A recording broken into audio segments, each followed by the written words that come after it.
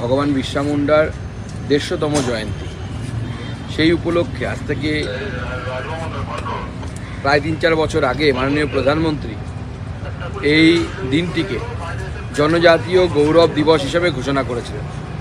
সেই জনজাতীয় গৌরব দিবস উপলক্ষে আজকে মাননীয় প্রধানমন্ত্রী ভারতবর্ষে আদিবাসী সমাজের ভারতের স্বাধীনতা তথা ভারতের উন্নয়নে অবদানকে স্মরণে রেখে প্রায় 6000 কোটি টাকার প্রকল্প মাননীয় প্রধানমন্ত্রী ঘোষণা করলেন।